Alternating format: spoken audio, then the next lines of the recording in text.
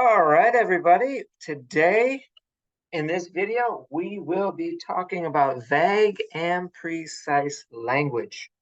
So, before I begin the PowerPoint, let me just point out that this PowerPoint presentation coincides with and covers this handout, which is called Vague and Precise Language. So, I suggest that you download this and maybe open it up and refer to it during the presentation. But this is what I will be covering in this PowerPoint presentation in this video. So let's jump right in. Vague and precise language. So this is what we will be covering right now. As you can see here, this is blurry, this is vague, it's unclear, this is clear, this is precise. So sometimes we use vague language, sometimes we use precise language. They both have their functions and they both are useful in certain situations. So, vague, uncertain language and precise, certain language. When do we use each? Well, we use vague and uncertain language when the speaker isn't sure or doesn't need to be exact. And the expressions that we will be focusing on are about and around. Also, vague, uncertain language is used when the speaker expresses uncertainty, describing something as partially true or somewhat unclear, or just to soften a statement. And the expression that we'll be focusing on to express those things is kind of. Now let's move on to precise and certain. When do we use precise and certain language? Well, we use it when it's important to give an exact amount or description. And the terms or the words we'll be focusing on are precisely and right. Also, precise and certain language is used when the speaker emphasizes certainty or strong agreement in a strong, clear way. We'll be focusing on the expression definitely.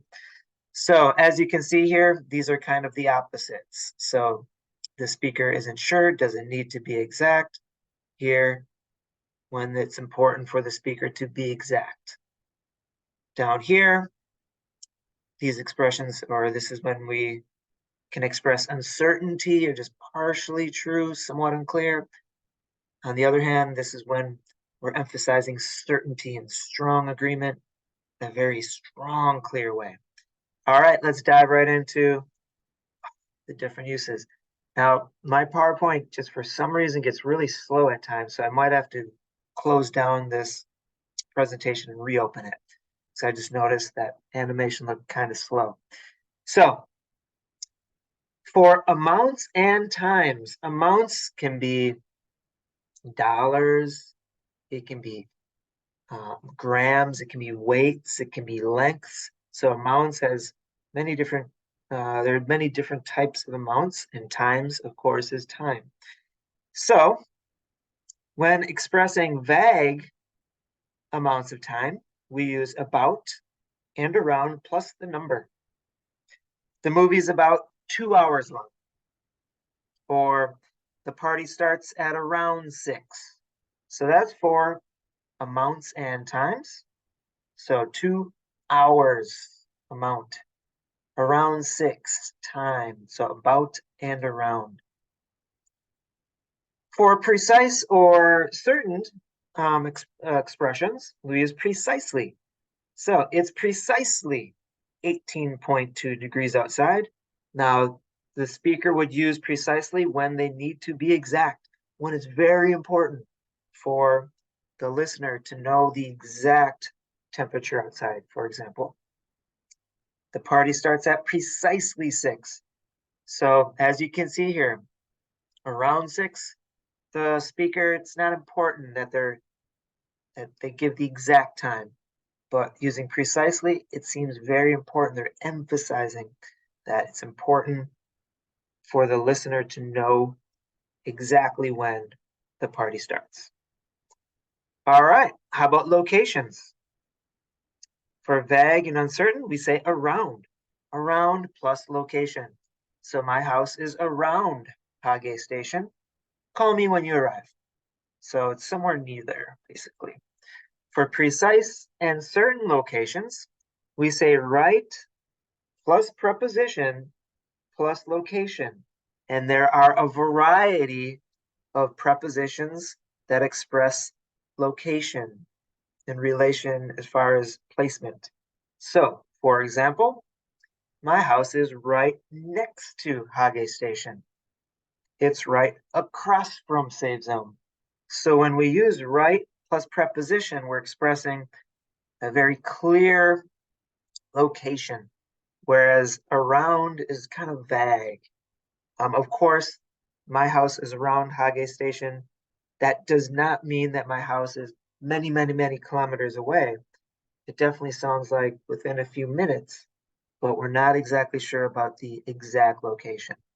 However, right next to, it sounds like literally, here's Hage, here's my apartment or my house. All right. And for descriptions and feelings, for vague, uncertain, we use to express something vaguely or being uncertain, we use kind of plus adjective. So it's kind of hot outside. When we say it's kind of hot outside, what we're doing is we're suggesting a milder, less certain level of warmth. On the other hand, if we say definitely plus adjective, such as it's definitely hot outside, we're emphasizing the heat and we're asserting a high degree of certainty of the weather.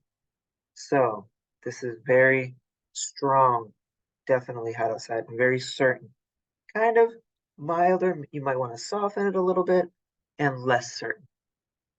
We also use these expressions with verb phrases. So for example, let's say a new movie is coming out. I'm kind of looking forward to the movie coming out. So if I use that expression, I'm suggesting I have some interest in the movie, but I'm not overly excited. Or I just don't want to convey a strong enthusiasm for the movie. But if I use definitely, I'm definitely looking forward to the movie coming out. If I say definitely, I am suggesting I have a strong enthusiasm and excitement for the upcoming movie, and I can't wait to see it. I can't wait for it to be released. So, vague, uncertain, kind of, precise, certain, definitely. And they have definite different feelings and nuances when you use them. Okay, so these are the expressions. If you look on page 1 of this handout, so we just talked about all of these expressions. Now, what I want to do is focus on, especially, I want to focus on how to express numbers, especially when there are fractions and decimal points and stuff like that. So let's take a look. And this follows the handout. So if you look down on page 2, so the PPT is just following the handout. So expressing fractions, this is a fraction, 3, so 3 over 5. In this fraction, 3, this is the numerator, bunja, and 5, the one on the bottom, is the denominator, bunmo. So when expressing fractions, if the numerator, the number on top, is more than 1, then the denominator, the number on bottom, is spoken as plural, as more than 1. So, for example, 1/4. 1 is not more than 1. So 4, it doesn't matter what the denominator is, but here it's 4. It's spoken as singular, 1/4, because 1 is not more than 1. 1/8. The top number, the numerator, is not more than 1. So this number is spoken singular, eighth. However, 3 is more than 1. So here, 3/4, fourths, 1/4, 3/4. So this is spoken as plural. 7 is also more than 1, 7/8. Here, 1/8. But because the numerator is more than 1, you speak the denominator as plural, 7/8. All right, so take 20 seconds and look at those 4 fractions. How would you express them? How would you express them?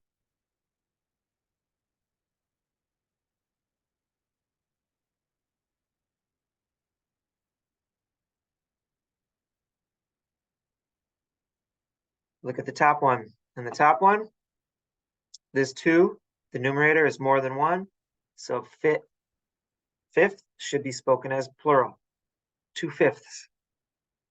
Second one, 9 is more than 1. 10 should be spoken as plural, 9/10. The third one, however, 1 is not more than 1. So this 3 should be spoken as just third, 1/3. Finally, 6 is more than 1. Therefore, 7th is spoken as plural, 6/7. All right, so just remember the rule in a fraction. If the numerator is more than 1, the denominator gets spoken as plural. If it's just 1 on top, singular. All right, so now sometimes, you might not be sure, when I'm using a fraction or a percentage of something, of a noun, do I use a singular verb or a plural verb? Because, wow, this is a really big percentage, or this is a small percentage. Does that determine the verb form? And let's discuss that. When expressing fractions and percentages, the subject, not the fraction or the percentage. You don't have to think about the fraction or the percentage.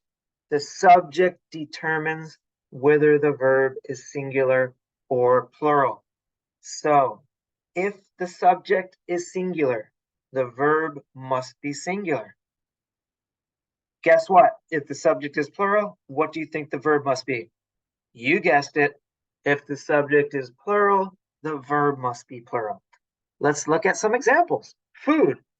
Food is a singular noun. It's a singular noun. It's a group noun. It's a singular noun. So 3/4 of the food was eaten. Food is singular, so we use was, singular verb. 75% of the food was eaten. It doesn't matter what the fraction is. It doesn't matter what the percentage is. Because food is singular, the verb must be singular. TV shows, that's plural. Now just remember, drama in Korean is Konglish. We say TV show or TV shows for plural. So TV shows is plural. 1/2 of the TV shows are bad. So this fraction does not determine whether the verb is singular or plural. It's the subject. This is a plural subject, plural verb. 50% of the TV shows are bad. Now, I just want to point out percent. If percent follows the number, we say percent, 75%. We use percentage when it does not follow the number. The percentage of people who like kimbap is 50%. So the percentage of people, percentage comes, it does not follow the number. The percentage of people who like kimbap is 50%. So percent always follows a number. Percentage does not follow a number. All right. Let's take a look here. Milk apps people rice. In each of these sentences, there's in parentheses, it's a singular verb and a plural verb. So take 20 seconds, choose the correct verb, singular or plural.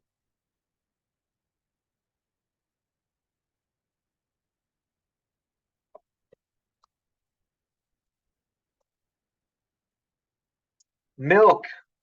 Milk is singular. 1/8 of the milk smells strange. All right. So it doesn't matter about the fraction. Apps, of course, plural. 10% of the apps cost $1. People is also plural. 2/3 of the people were late. 95%. Notice we don't say percentage because if percent always follows a number. 95% of the rice is singular, is white. All right, moving right along. Now decimals. Decimals for amounts, measurements other than dollars. So this slide and this portion of the handout refers to decimals for amounts and measurements, but not dollars. So not US dollars.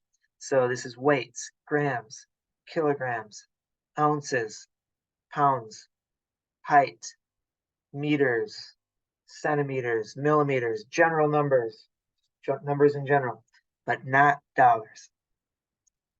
So when expressing decimals for amounts or measurements other than dollars, the number to the left of the decimal point, which is sosujum, is spoken first. So the number to the left of the decimal point is spoken first.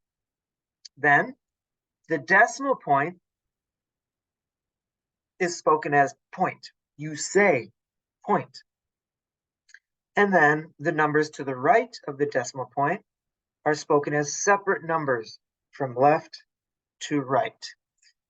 So, oh, by the way, you can say 0 or O for the number 0 or O. Let's look at some examples so we clearly understand this. So, okay, now this is a decimal. And here's the decimal point. This point right here is the sosujum. So first, the number to the left of the decimal point, this is spoken first, 11. Then the decimal point is spoken literally as point, 11 point. Then the numbers to the right of the decimal point are spoken as separate numbers from left to right. Now, this one only has one number to the right of the decimal point. So we say 11.1. Okay, here we go.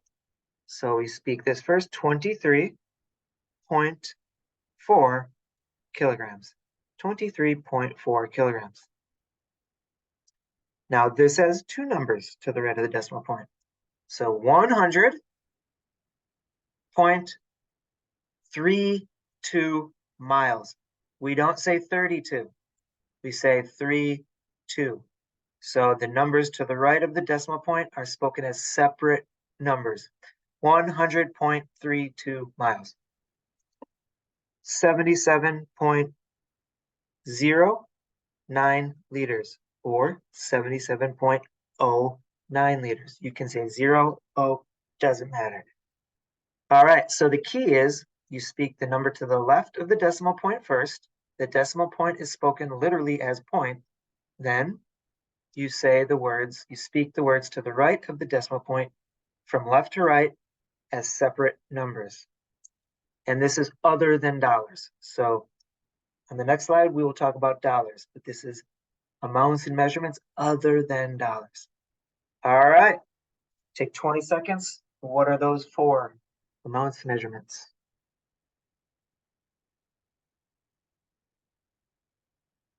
How do you articulate them? How do you speak them?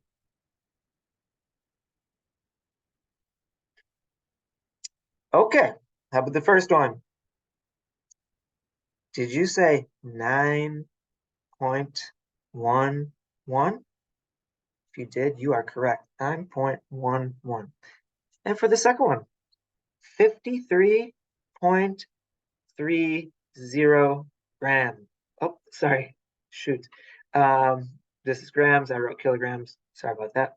53.30 or 30 grams. 123.45 centimeters. Now, I just said 123, and is optional.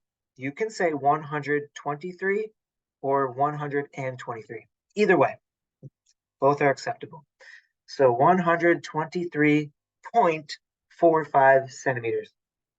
Finally, 90.02 degrees, for example, Celsius Fahrenheit, or 90.02 degrees. All right, so these are decimals for amounts measurements other than dollars.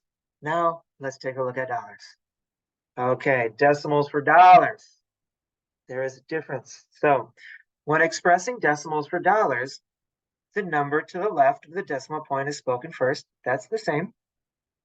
Then dollars is spoken as dollar or dollars. So there's always like a dollar sign.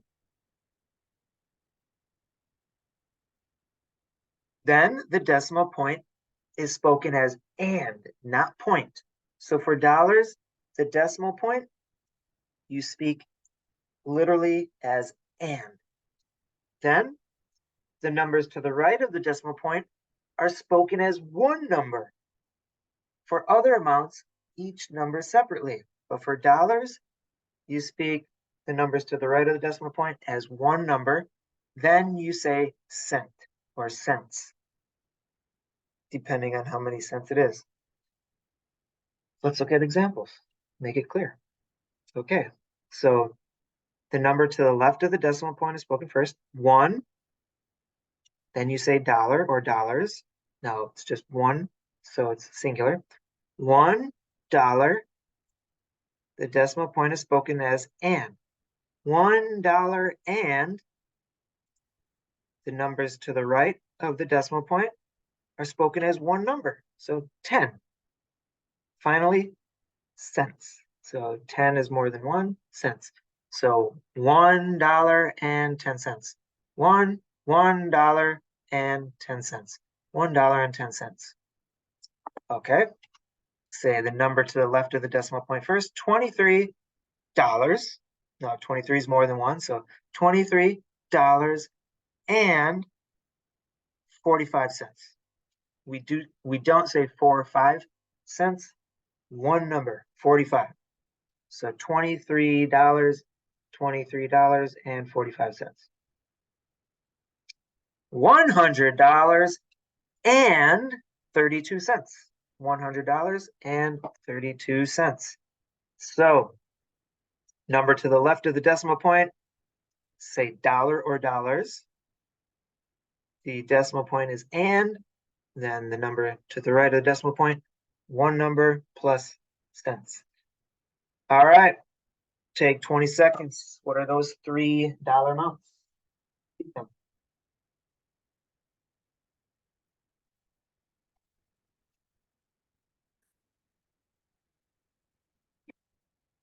Okay, $61.99.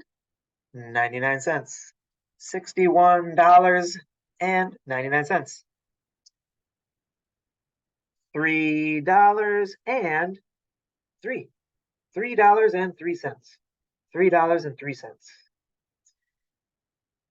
$545.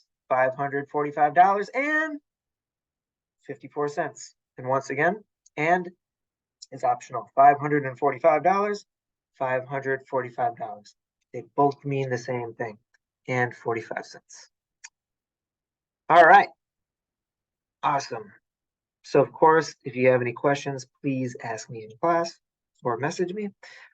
Okay. Also, especially when we need to be precise or or vague, I should say. When we can be vague, we can round up or round down. So what does that mean? I hope I found the correct Korean expressions. When expressing numbers vaguely, sometimes you want to round up. So round up, we usually round numbers 5 through 9 up, and 1 through 4, we round them down. This is when we want to be vague or when we can be vague. We don't need to be precise. We do this all the time. So 77%, it's around 80%. Now, do you remember around and about are expressions we can use to convey a vague amount of something or time, a vague amount or vague time. So 77%, it's around 80%. We can be vague. Round up here. So $2, $2.97. It's about $3. It's about $3. And when there's nothing here, you don't have to say 0 cents, $3.00. Technically, that's not wrong. We just never say it. We just say $3. And rounding down. So 72, it's between 1 and 4. That's around 70%. And here's between 1 and 4. So $2.03. That's about $2. All right, so this is rounding up and down. So how would you round these?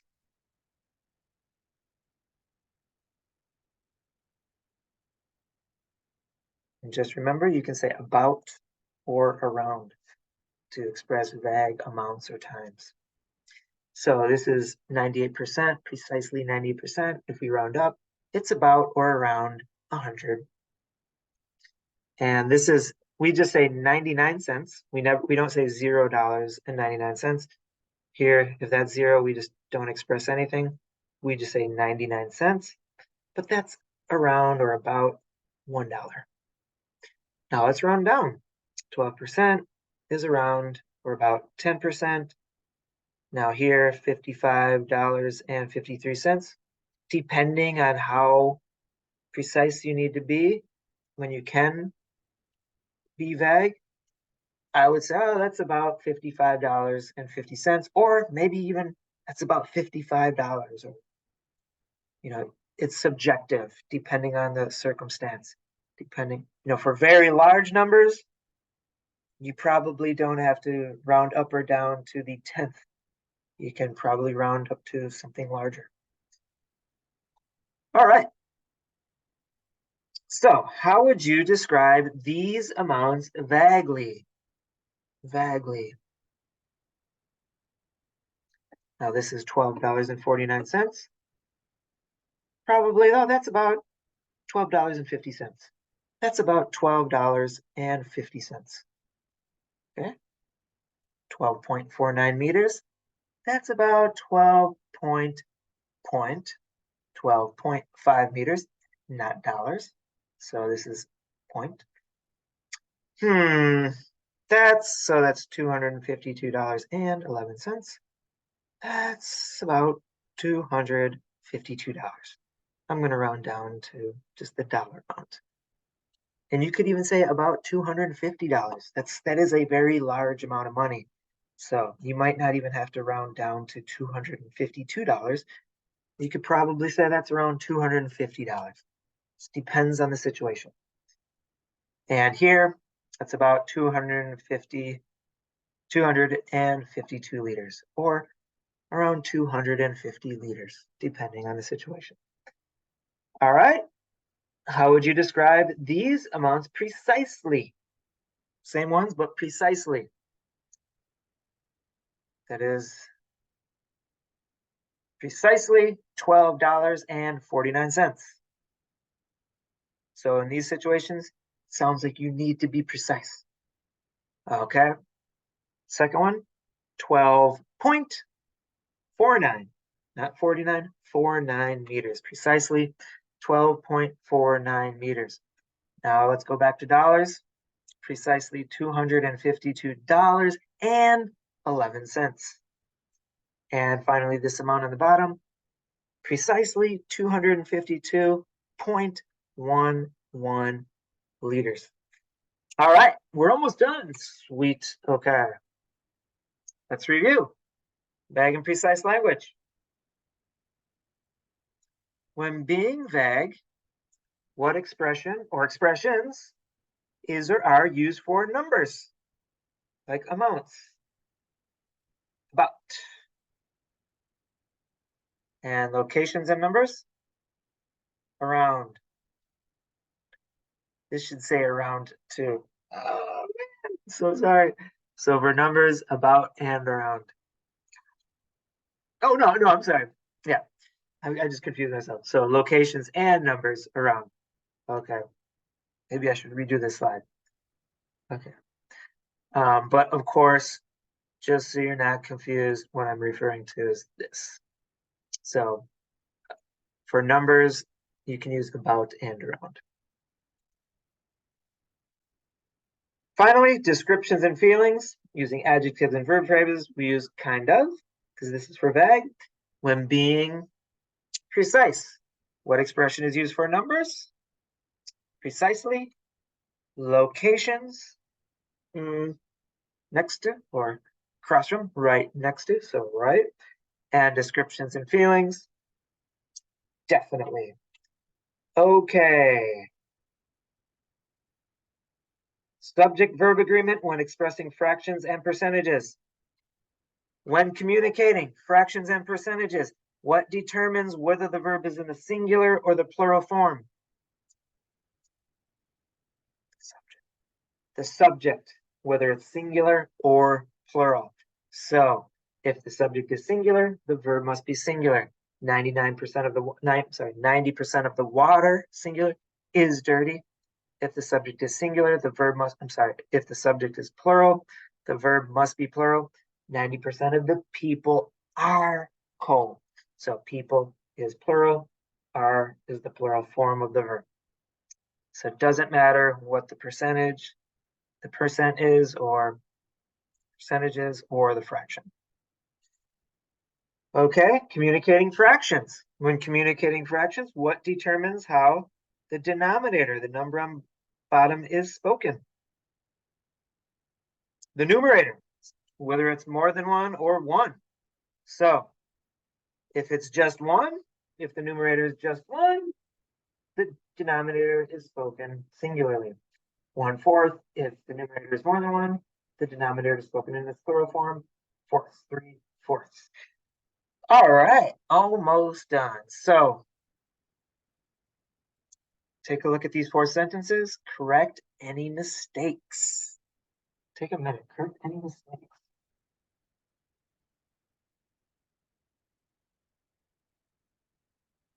Maybe just pause it if you need more time. Okay. About 1/4. Is that correct? Yep. 1 is just 1. 4th is singular.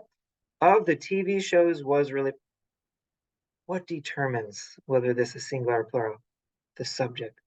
TV shows. TV shows was, should be, were. About 1/4 of the TV shows were really bad. Second one. Around 50% of the food was singular. Was is singular. No problem there. Precisely 2. 2 is the numerator. That's more than 1/3. Oh man, sorry about that. I made a mistake. That should be 2/3 of the money. Money is singular. Were is plural. Should be was. Precisely 2/3 of the money was stolen. And the last one, 75. Whoa, fives? No.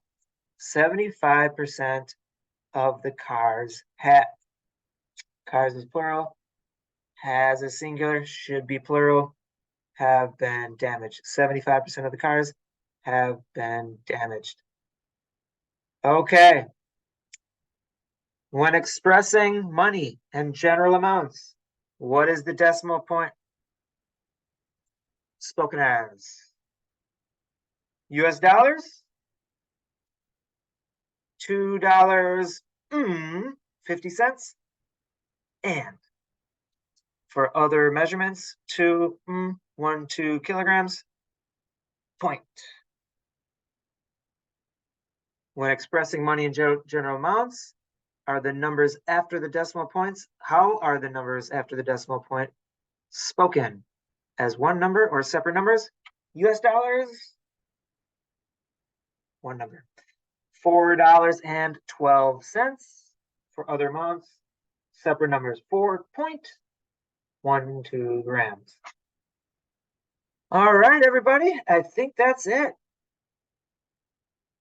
Oh, actually, which is the correct way to express this? couple more quick slides. So what is the correct way to express that? Well, it's dollars, so definitely not point. We need and. $62 and one word or separate words? One word. $62.11, which is the correct way to express that amount. Now, this is not dollars, so that's spoken as point. So get rid of number 1. 32 or 32. Separate numbers. So number 3, 27.32 centimeters. All right. Oh, very quickly. Let's just, so these are some pictures very quickly. I just want to give you an example of how we can use vague and precise language. So like, for example, this thermometer, if we want to be precise, we can say it's, the temperature is precisely 36.8 degrees Celsius. If we want to be vague, we can maybe round up. So the temperature is about 37 degrees Celsius. Maybe if we look here, ooh, it's definitely hot. We want to emphasize that certainty. Let's say if we look at this polka chip and the Seiukan, we can say the blue polka chip is right next to Seiukan.